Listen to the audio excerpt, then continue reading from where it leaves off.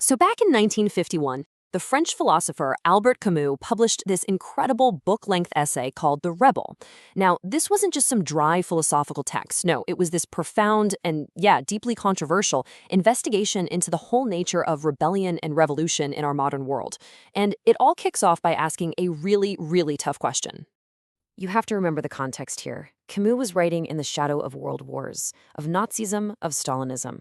He was looking around and seeing this terrifying pattern, movements that started with a noble cry for freedom, but somehow ended in concentration camps and state-sponsored terror. So this led him to this central kind of haunting question. Why? Why did so many revolutions, born from a genuine desire for justice, almost always betray their own ideals and end up becoming tyrannical?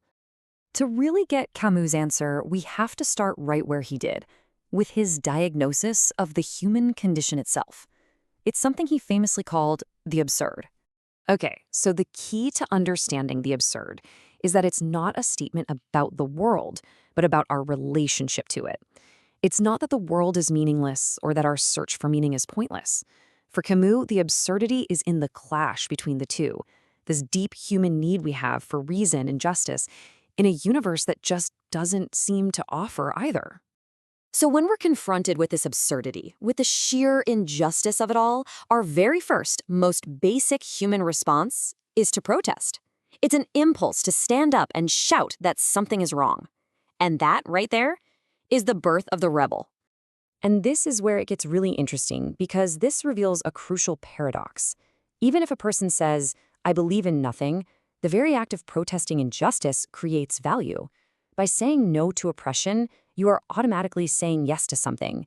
You're saying yes to the value of your own life and to the shared dignity of other people. For Camus, rebellion is the exact moment we start creating meaning in a seemingly meaningless world. But, and this is a huge but for Camus, this pure, raw impulse to rebel often gets twisted into something far more dangerous: revolution. And this is where everything starts to go wrong.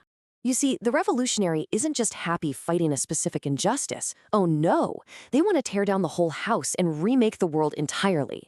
I mean, think about the French Revolution. The goal wasn't just to get rid of a king, it was to destroy the entire idea of divine right, to, metaphorically, kill God. The revolutionary is always aiming for a perfect future, an end of history, where all of humanity's problems are just solved. But here's the fatal flaw. That perfect future? It's a fantasy. It's always just over the horizon. And because reality refuses to bend to the revolutionary's perfect ideology, they have to use force. Terror becomes a tool to beat the world into submission. They end up justifying the enslavement and murder of people today, all for the promise of some perfect utopia tomorrow. So, faced with this bloodied track record of failure, Camus brings in his hero, the true rebel, who offers a totally different path. Okay, this comparison right here, this is the absolute heart of the entire book. Revolution wants a total reset. Rebellion fights for the justice that's possible right here, right now. Revolution throws out all the old values. Rebellion says, no, human life has intrinsic value. And most importantly, revolution justifies any means to achieve its ends, while rebellion accepts limits and demands personal responsibility. And really, it's as simple and as profound as that. The true rebel isn't someone just following some ideological script. They are first and foremost a person who can look at injustice and with their entire being just say no. And this is the creative power of rebellion. You see, every no to cruelty is a yes to compassion. Every no to tyranny is a yes to freedom. The rebel isn't just a force of destruction. They are actively affirming the fundamental values that make life worth living for all of us. Okay, so this brings us to the rebel's ethical framework, the moral code that guides their actions even when things get really extreme. Now, to make this point, Camus uses this really startling, almost shocking example. He points to a group of Russian terrorists from the early 20th century that he called the fastidious assassins. Why fastidious? Well, because when they decided a murder was necessary, they also accepted that they had to pay for that life with their own. They didn't just give themselves a license to kill, they took the ultimate personal responsibility for their actions. That is the essence of accepting limits. So the rebel's code is pretty clear. You fight injustice, but you don't become unjust yourself. You oppose what Camus called logical crimes, the murders that are justified by some perfect future. You absolutely 100% reject the idea that a good end can justify evil means. In a way, the means are the ends, and you choose slow, steady reform, things like trade unionism, over the absolute violence of totalitarianism.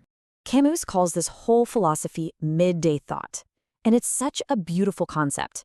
It means finding value in the here and now, in the brilliant sun of this present moment, in our love for this life and for the people around us, rather than sacrificing everything for the abstract promise of a perfect dawn that might never even come. So, as you can probably imagine, a book that attacked the very foundation of revolutionary politics in the middle of the 20th century, well, it wasn't exactly going to get a quiet reception. And it didn't. The Rebel was absolutely savaged by Marxists and even former friends like Jean-Paul Sartre, who saw it as a total betrayal of the revolutionary cause. By condemning violence as a tool for liberation and by criticizing tyranny on both the left and the right, Camus basically stood alone as this outspoken champion of individual freedom against all forms of ideological oppression. And yeah, while it was maligned at the time, its importance really can't be overstated. As the scholar John Foley points out, it is, philosophically, Camus' most significant work, a brave and necessary counterargument to the ideological madness of his time. But this is not a book of despair. Far from it. The final message is actually one of profound hope. It's a hope that isn't found in some grand ideology, but in the simple, powerful act of one person standing with another, a solidarity rooted in our shared recognition of the fundamental value and dignity of human life. And so this leaves us with the very same question Camus posed over 70 years ago, a question that feels more relevant today than ever. In a world that's still so full of polarizing all-or-nothing ideologies, how do we fight for what's right? How do we say no to injustice without becoming the very tyrants we're fighting against?